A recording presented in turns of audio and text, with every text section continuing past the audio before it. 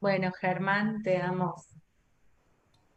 Bueno, primero, la verdad que es un lujazo, no solo poder compartir con Miriam, con todo el recorrido que tiene y con todo esto que comparte, digo, más allá de los saberes, todo el entusiasmo que comparte, que la verdad que ayuda un montón a pensar estas cuestiones y también un lujo con las compañeras que están ahí en la primera línea, ¿no? No solo ahora en la pandemia, sino que hace mucho tiempo tratando de resolver el problema alimenticio en la Argentina que tiene tantos años y que siempre ha afectado a tanta gente. Yo voy a arrancar tratando de explicar por qué puedo haber estado invitado a esta charla. En principio, bueno, como vos decías, Carolina, yo soy periodista, yo soy de la ciudad de San Lorenzo, aquí en nuestra zona, en el norte de Gran Rosario, es donde se asientan el principal exportador de Argentina, acá en 170 kilómetros, desde Timbúes hasta Villa Constitución, están las principales agroexportadoras del país y es por donde sale lo principal de la riqueza agrícola de la Argentina. Y la verdad que cuando decidí empezar a estudiar el tema, tuvo que ver mucho con la alimentación y tuvo que ver también con una realidad que contrastaba en nuestra región como contrasta en el resto del país. Uno podía ver aquí en la región, como ahí en Córdoba, los comedores, las compañeras principalmente luchando para poder resolver la comida de cientos de pibes en el Gran Rosario, un Gran Rosario que hoy está en el segundo lugar del país, mientras sale y fluye la riqueza y fluye las proteínas por estos puertos, también es una de las ciudades con más pobrezas de la Argentina y donde está en el segundo lugar de mayor desocupación de todo el país de los últimos índices del INDEC. Digo, ese contraste que una compañera resumió muy bien en una olla y decía, los ratones de los puertos comen mejor que nuestros pibes o comen más proteínas que nuestros pibes, decía una compañera en uno de los comedores de aquí de la zona de Gran Rosario. También nos llevó a empezar a investigar y estudiar lo que tiene que ver con el comercio exterior y empezar a investigar lo que tiene que ver con la agroindustria principalmente, que es el núcleo central aquí en nuestra región. Sobre la invitación a la charla me parecía interesante pensarlo. Yo vengo también estudiando hace mucho tiempo la cuestión en particular de Vicentín, bueno, todo lo que ahora se ha puesto en debate y decíamos con algunos compañeros que estudiábamos el tema que bueno que la palabra soberanía vuelva a estar en debate, incluso para opiniones con las que no estamos para nada de acuerdo, pero la palabra parecía perimida en el discurso político argentino. Hacía muchos años que hablar de soberanía parecía una cosa de otra época y hoy el debate me parece que de la soberanía alimentaria también viene acompañado de una discusión de poder pensar en general que hablamos cuando hablamos de soberanía, ¿no? Yo entiendo, para poder pensar la soberanía alimentaria, la idea de la exposición de hoy era poder pensar algunas cuestiones más generales de la soberanía argentina y de la soberanía productiva argentina, que me parece que hacen a poder pensar la soberanía alimentaria. Argentina es el principal productor y exportador de algunos de estos commodities, que como bien decía Miriam, no son alimentos sino commodities, pero para pensarlo, Argentina es la primera exportadora de harina de soja del mundo, la primera exportadora de aceite de soja, la segunda exportadora de maíz, la segunda exportadora de miel, la tercera exportadora de aceite de girasol, la cuarta exportadora de harina de trigo y de aceite de oliva, y la sexta exportadora de carne bovina, así como está en el séptimo lugar de los exportadores de trigo. Digo, Argentina no es cualquier país en torno a la producción de alimentos en el Concierto Mundial de Naciones. Es un país que produce gran cantidad de alimentos. Lo que sí tiene Argentina es un perfil, te diría, casi netamente exportador. Y ahí empieza la discusión sobre esto de la soberanía. Antes de seguir, a veces es bueno el ejercicio de pensar qué queremos decir cuando decimos soberanía, y no es tan complejo, no es un concepto político complejo. Soberanía tiene que ver con poder definir y poder decidir desde adentro la dirección de las cosas que hacemos. Digo, porque en cualquier ámbito en el que lo discutimos tiene que ver con eso, poder decidir. Y acá cuando uno empieza a pensar, por ejemplo, en el perfil exportador de Argentina, donde inclusive pensando en cultivos como la soja, uno de los principales cultivos que hoy hace la Argentina, somos más exportadores, por ejemplo, que los otros dos grandes productores que son Brasil y Estados Unidos. Argentina exporta el 84% de toda la soja que produce, mientras que Brasil exporta el 70% y Estados Unidos el 60%, porque el resto se procesa, se consume interiormente. Digo esto porque ese perfil que tiene la Argentina empieza a demostrar que la economía argentina está organizada de cara hacia afuera.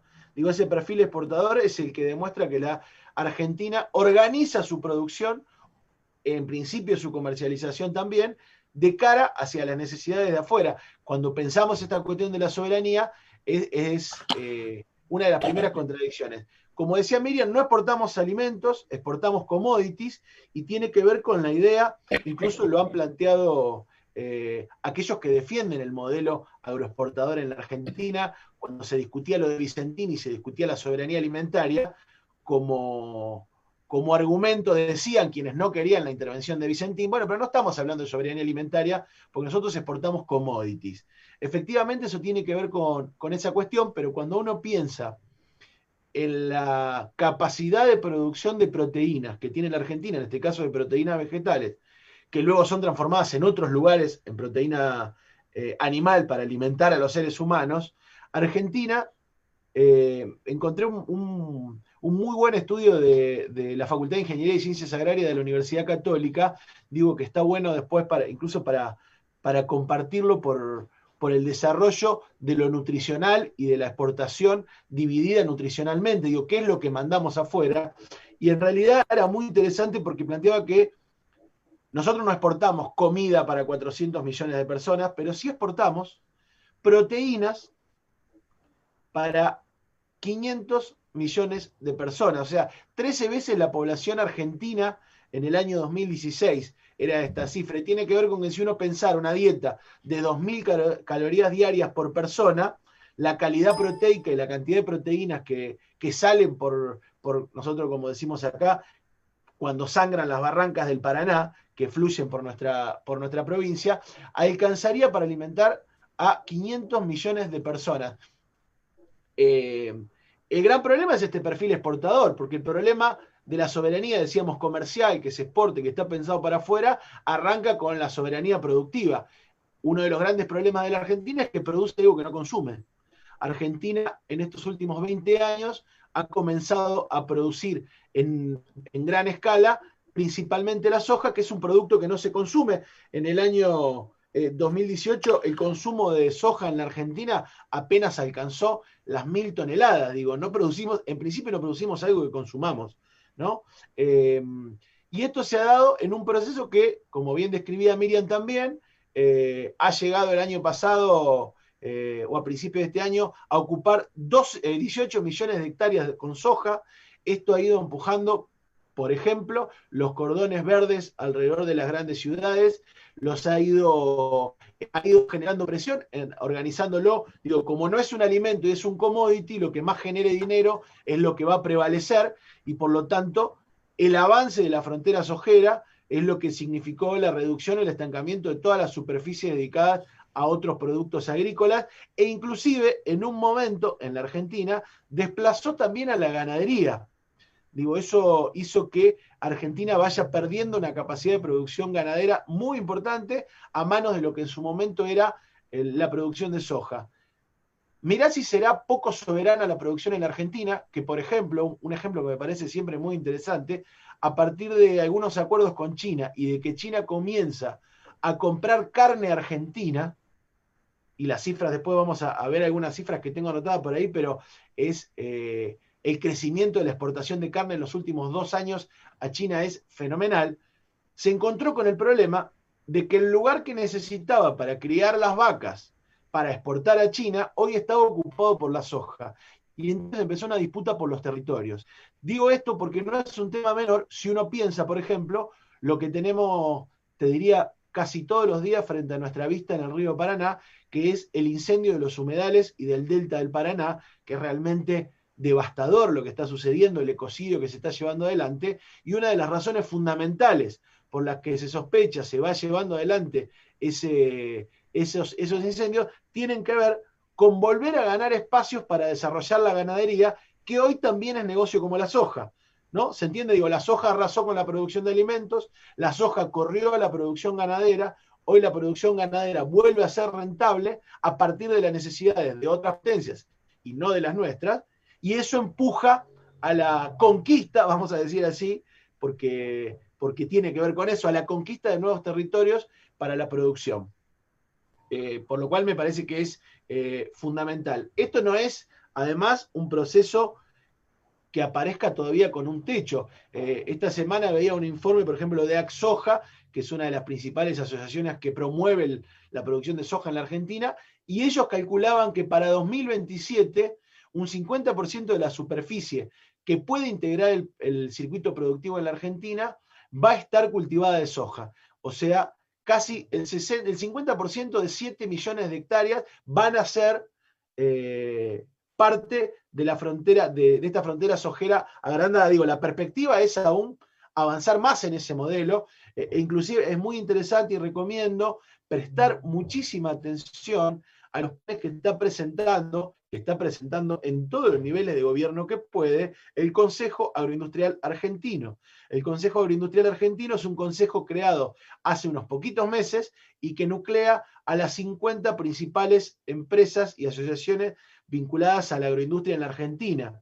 Han presentado en la Cámara de Diputados, se han reunido con la Cámara de Senadores, se lo han presentado a la Presidencia de la Nación, y el plan que presentan los exportadores, a la cabeza de eso está Gustavo Idígoras, que es el hombre de las agroexportadoras, el hombre de las multinacionales agroexportadoras.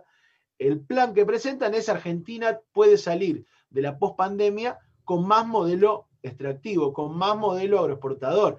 Digo, la perspectiva es preocupante, porque esto que venimos viendo del problema de la alimentación, vuelven a plantear que la fórmula es resolverlo como no lo resolvieron en los últimos 20 o 30 años, sino como lo empeoraron. Porque digo, es un modelo que además de correr del medio de la producción sana de alimentos, de correr del medio de los cinturones verdes, de correr inclusive en algún momento la producción ganadera, también se fue haciendo cada vez con menos productores.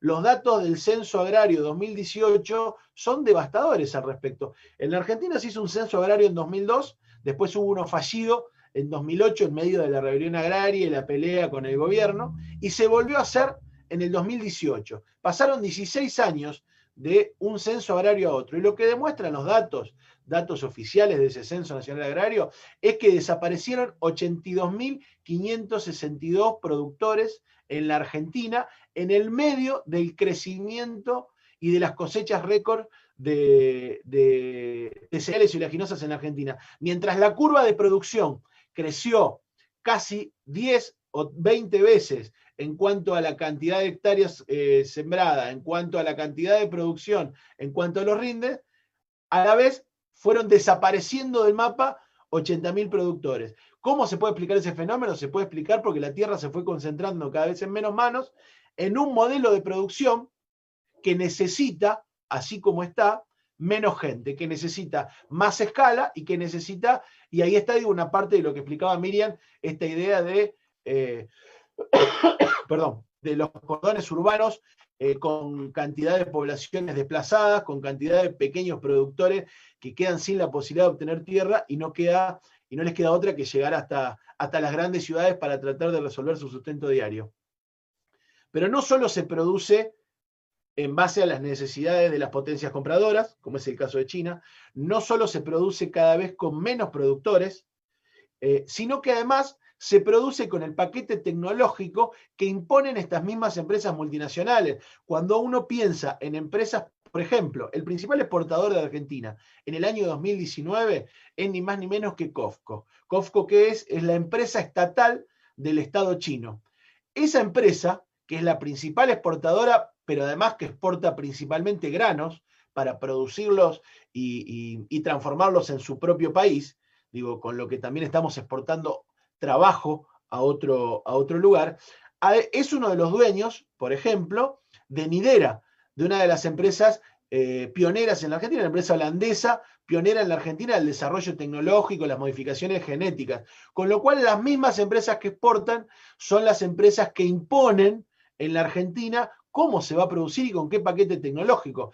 En el 2016 se usaron casi 230 millones de litros de glifosato, 29 millones de litros de 2,4-D. Digo, una de esas empresas, que es la que define hoy cómo se produce en la Argentina, con qué tecnología, es la que en esta semana ha aparecido como empresa estrella en la fabricación de la vacuna contra el COVID. Estamos hablando de Bioceres, la empresa de Hugo Sigman.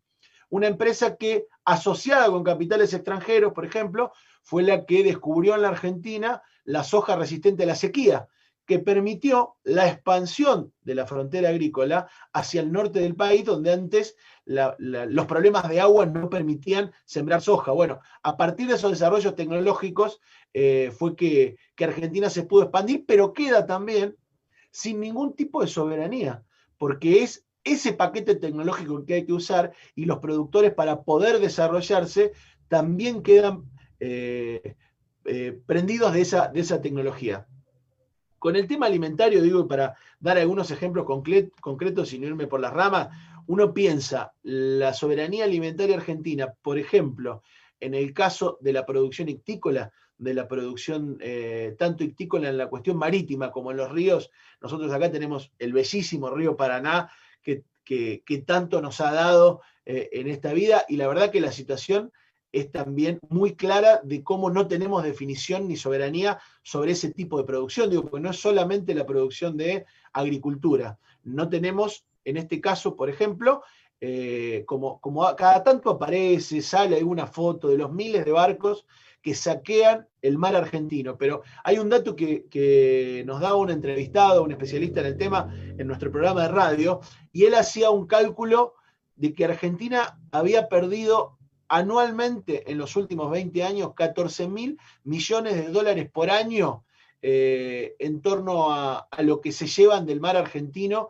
empresas españolas, empresas inglesas, empresas chinas. Cuando uno piensa la cantidad, las 800.000 toneladas anuales de pescado, no, perdón, el 1.800.000 toneladas que se llevan hacia afuera, y piensa que hoy no existe en la alimentación argentina, es un lujo la posibilidad de la ingesta de pescado de mar, la verdad que no hay muchos ejemplos más patentes que los de falta de soberanía alimentaria, ¿no? Digo, un recurso, una riqueza que tiene naturalmente nuestro país, y si hoy la verdad que uno piensa, ni hablar en los comedores, pero uno piensa inclusive en la dieta de las familias argentinas, no existe el pescado de mar. Bueno, ese es un ejemplo claro de la falta de soberanía alimentaria. Y en la cuestión de río, nosotros nos pasa lo mismo. En nuestro río Paraná, que siempre fue muy rico en la producción de pescado, lo que ha venido sucediendo en el último tiempo, que en manos de muy pocos frigoríficos, no más de 10 frigoríficos, la Argentina ha pasado a ser un gran exportador de sábalo, que es la principal especie de nuestro río. Y uno pregunta en nuestra zona, bañada por el río Paraná, donde incluso calculo que algunos comedores están sobre el río, digo porque también mucha población de pescadores vive ahí, y no existe, no es parte, no encuentra por ningún lado que la dieta de nuestra región tenga, por ejemplo, en los comedores, participación del pescado, proteínas de pescado, no existe. Argentina pasó a ser un exportador de 17.000 toneladas de sábalo al año, y en parte, por ejemplo, exporta a Brasil, que tiene prohibida la exportación. Brasil no exporta su pescado, o directamente a lugares como Colombia, donde se agotó, digo, la exportación masiva en Colombia hizo que se agotara ese recurso. Bueno, Argentina no define sobre eso, y también está en manos de unos muy pocos, así como la exportación de cereales, la exportación de leguminosas, y decíamos también hace un ratito la exportación de carne, está en manos de muy poco, y esa soberanía comercial o productiva hace que sea muy difícil pensar en la soberanía alimentaria. Cuando decíamos hoy lo de la carne, es otro buen ejemplo, porque empezó a ser un buen negocio en la Argentina exportar carne a partir de que se habilitaran algunos acuerdos durante el gobierno de Mauricio Macri con China, y que se pueda exportar carne congelada. Y digo esto porque China pasó a consumir casi el 90% de toda la carne que exporta Argentina, Brasil y Uruguay, a partir de la peste porcina y de la caída de la producción de cerdo. empezaron a acudir a otras carnes y en eso empezaron a acudir a la carne de vaca y habilitaron una cantidad de frigoríficos en Argentina para la exportación. Si uno ve la curva, si uno ve el gráfico, que acá también es bastante gráfico, valga la redundancia, si uno ve el gráfico entre el crecimiento sideral de la exportación de carne argentina y la caída del consumo interno de carne, la verdad que no hay que explicar demasiado, no hay que ser estadístico, no hay que ser economista para entender que se privilegia, porque además esto ha hecho que aumenten mucho de los cortes que aquí se utilizaban, que sea más caro comer carne, digo, pensando en también lo flaco que se han puesto los bolsillos, y esa carne ha competido en las necesidades de China con las necesidades del consumo interno.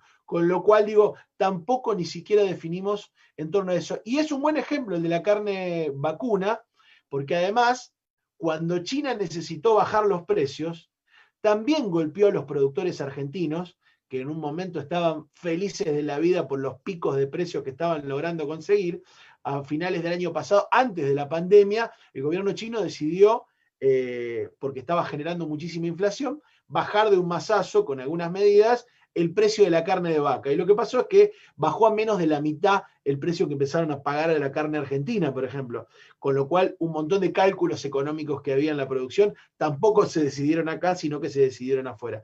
Y digo, es un buen ejemplo porque da la sensación que más allá de, como decía Miriam, y acuerdo 100%, esta idea que Argentina puede producir cerdos, que Argentina tiene que diversificar su producción y que incluso Argentina puede exportar, porque hoy Argentina satisface su necesidad interna de producción de carne de cerdo en torno al consumo. El problema es cómo lo vamos a hacer, con quiénes lo vamos a hacer, si se va a hacer con algunos grupos muy pequeños. Digo, ese mismo modelo hace que uno sospeche, el mismo modelo de la exportación de carne vacuna, que lo de la exportación de cerdo no va a ser muy distinto y que establecido algunos mecanismos de comercialización, la cuestión va a pasar a definirse en otro lado. Digo, la cuestión de cuánto, me decía un productor de cerdos de ahí de la zona de Córdoba, de Camilo Aldado, me decía, bueno, ¿quién te asegura que cuando China no quiera bajar los precios, una parte de lo que produzcan estas mega granjas no se vuelque al mercado interno y destruya